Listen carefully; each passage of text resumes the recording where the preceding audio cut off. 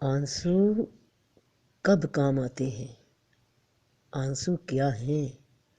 آنسو ایک مکمل زبان ہے جس کے الفاظ احساس کی وہ آخری حد ہے، جہاں کسی بات کے محسوس کو بیان کرنے کے لیے ظاہری الفاظ موجود ہی نہیں۔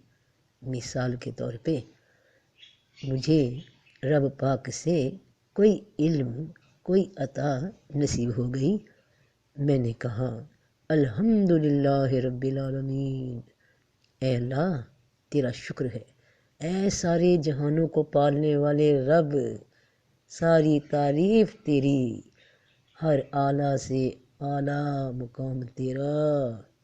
پھر مجھے محسوس ہوا کہ میری زبان کو جو ظاہری الفاظ بخشے گئے اس میں چوٹی کا آخری بیان میرے پاس اظہار رہ گیا تو کیا ہے کہ الحمدللہ رب العالمین۔ اس کے بعد شکر کیسے ادا کروں؟ ابھی تو میرا دل بھرا ہی نہیں، مطمئن نہیں ہوا۔ مجھے لگا کہ یہ الفاظ سے آگے میں کیسے اور بھی زیادہ شکر ادا کر سکوں، ظاہر تو کروں، کیسے الفاظ نہیں مل رہے کہ اپنے رب کی تعریف میں، اس کے شکرانے میں کیا بولوں، مگر الفاظ یہیں تک ملتے ہیں، یہیں تک بتائے گئے کہ الحمدللہ رب العالمین، اے اللہ تیرا شکر ہے، مگر احساس شکر کا ابھی وہ حق ادا نہیں کر سکا جس کی طلب دل میں ہے کہ کچھ اور کہہ دوں، شکر میں کچھ اور اس سے بڑھ کر کیا کہوں۔ تو آنکھوں نے ساتھ دیا، مدد کی آنسوؤں کے ساتھ زبان بولی الحمدللہ رب العالمین، اور آنکھوں کے آنسوؤں نے اس میں تاثیر پیدا کر دی شکرانے کی۔ جہاں تاثیر پیدا ہو جائے وہاں الفاظ ختم ہو جاتے ہیں۔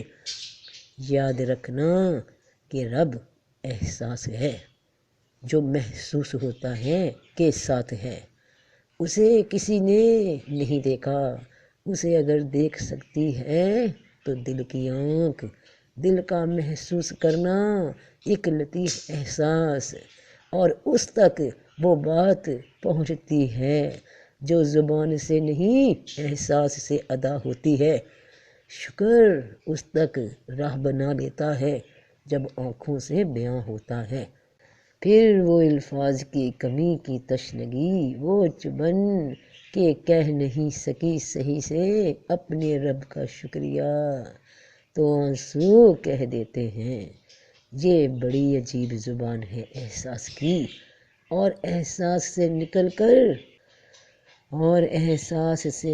کر خدا کے احساس کے حصار تک پہنچ جاتی ہے۔ اللہ اکبر، اللہ اکبر۔